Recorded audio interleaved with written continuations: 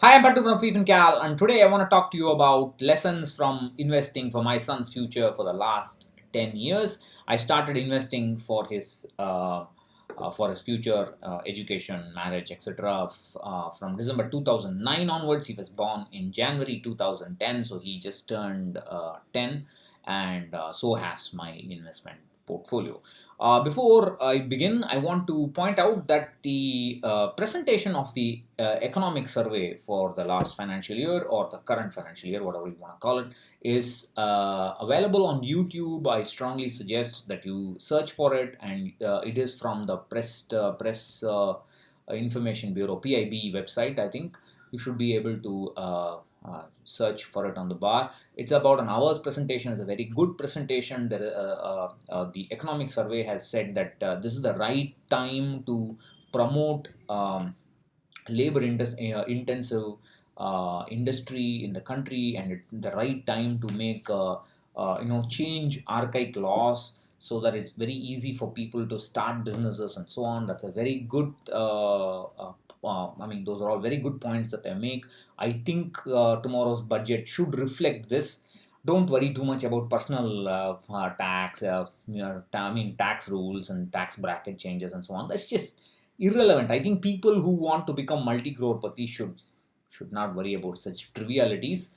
Um, but I think there will be enough measures made announced in the budget to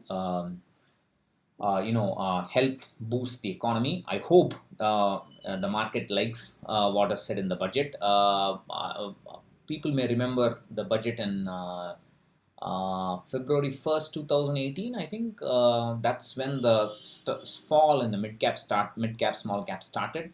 They started to move up a little bit in the last couple of months or so. Will be interesting to see how things pan out in the next few weeks. So, like I said, I will have a Google form for asking questions about the budget in the first comment. It has been the case for the last few videos. So you can, after the budget speech starts, I will open the form for questions. You can use the form to ask questions. I will try and write a post on it, make a video on that, or write individual posts depending on the kind of question or the issue, depending on what is being mentioned in the budget speech tomorrow. So, like I said, I've been investing for his future from December 2009. That was the kind of time that my basics were more or less clear. I was almost on the verge of getting term insurance. I got my term insurance. I applied for it in March 2010.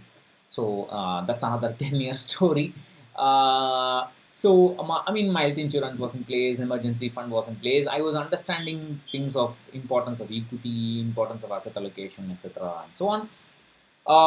I remember asking in the Jago Investor Forum whether there are any people who have experience of achieving their financial goals with mutual funds. Manish answered, "You won't find such people here." So I told myself, okay, let me be the first one who does it, or at least let me be the first one I know who has done it. That would be a better way of putting it. And I'm at a comfortable position, even if I'm not completely achieved it. So when I started out, I had 18 years for the goal, and today I have only 8 more years. So that's a big change in the risk profile. But because I started investing very early, and because I invested from day one 60% in equity, and because I have been increasing my investment amount regularly, I'll talk about that. I've been able to be in a comfortable position today. And when I started, I realized that my mother needed to save some tax, so I started a PPF and in her name, and her pension will go in there, and it will save tax. But that amount I have tagged it for my son's education. Anyway, she's with us. We take care of all her expenses and so on. So there's no problem. There's a fungibility in the cash flow. So I also realized that I had a problem that what if she doesn't survive all those 15 years, because she was already 62, 63 when that PPF was opened. For the first time in her life, she has never had a PPF before. So I asked myself, what if she doesn't survive all these the next 15 years? So I decided to open another PPF in my son's name as with me as the guardian. So sorry, yarning in in the middle of a video. Uh, so uh, so I have these two PPF accounts, but I don't max them out. I invest as per asset allocation, even if it means paying a little extra tax for my mother. I have so far never ever maxed any of the PPF accounts I hold, including the ones for retirement, and that's the only reason why I have the correct asset allocation. Otherwise, it will simply be not possible. And like I said, this is a goal that started with the correct asset allocation, and I've been able to maintain the 60% with about five rebalances I've done so far, I think, if I remember right. So that's the PPF story. So I wanted, what I said was, I'm going to have about a crore as a target for my son's future corpus.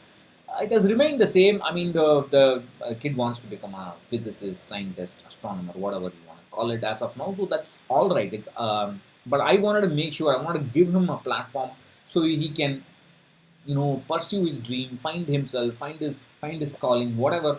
Because in my case, I finished school in 1992, but my first proper permanent salary was in 2006, right? And those 14-year period, my parents supported me. Although my father retired in 97, my mother retired in 2002.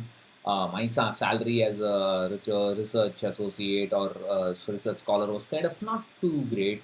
So even then, they never complained. They never pushed me to go to a proper job. They waited for me to, mature. And I want to give that platform for my son, and that was the goal. So with that, what I did was I started with a SIP. First, I started with an SIP in HDFC Top 200. Then I stopped investing my SIP, and then I stopped shifting, and then I shifted the Top 200 into Prudence. Then I added HDFC Prudence at some point. I don't remember when. I have to look at the accounts. They also started investing in ICICI Dynamic, now called ICICI Multi Asset Fund. And at some point, I added Mire India Opportunities. Today it's called Large Cap, Mire India Large Cap. I forget. I think it's called Mire India Large Cap. So, and currently, HDFC Prudent has given me 12% XIRR, 29% weight in the portfolio. Mire Large Cap, that is Mire India Opportunities, 12.5% XIRR, and it holds 37% in my portfolio. ICICI Dynamic or ICICI Multi Asset, about 36% in my portfolio weight, and the XIRR is about 12%. So overall, it's about roughly it's about 11.6%, close to 12 roughly.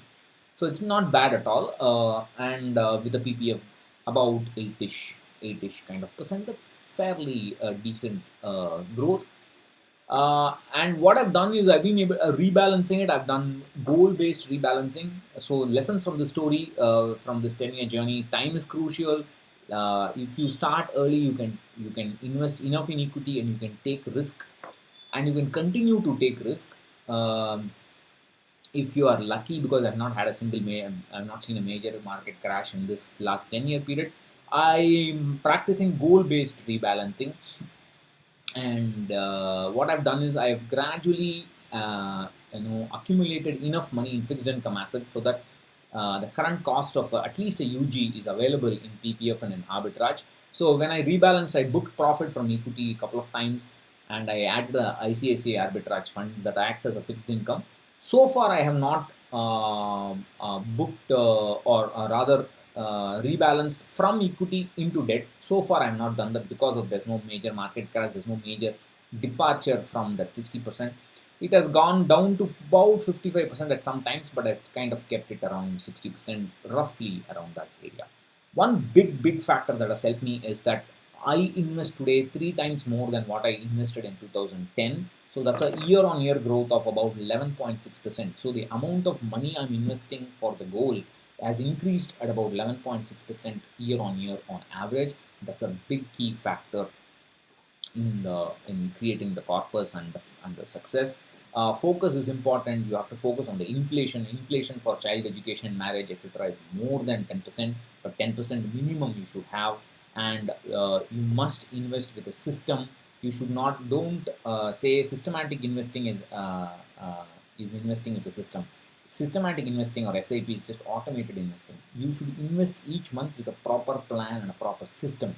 Whether that investment is automated or manual is a irrelevant matter, but you must have a system. Just don't say you are investing systematically because you are set up an SIP. No, most people don't have a system. Please have a system, focus, and maintain the discipline.